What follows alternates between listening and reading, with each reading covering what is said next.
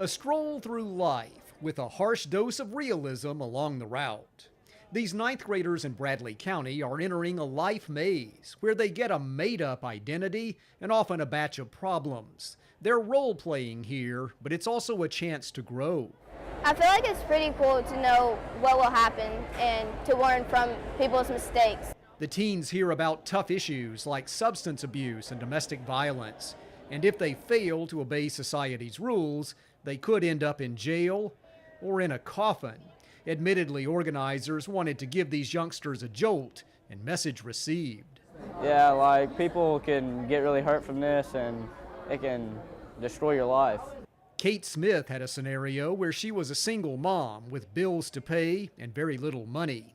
I have to figure out financially how to work with a baby, and I learned that it was very difficult to do so.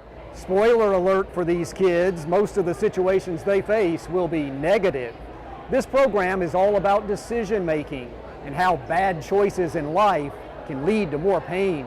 A number of community partners came together to build the maze, among them UT Extension, with Family and Consumer Sciences agent Justin Thomas along to teach mostly about finances.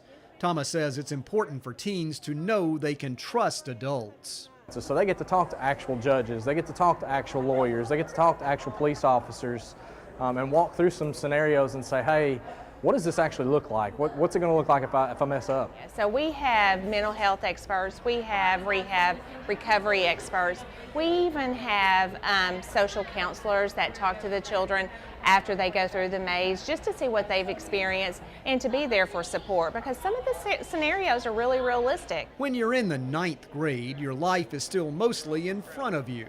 And what better way to ward off a potentially bad situation than to imagine what it's really like, realism faced and experienced.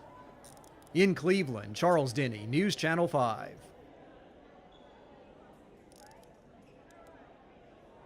tight? Good? Yeah. Go ahead, buddy.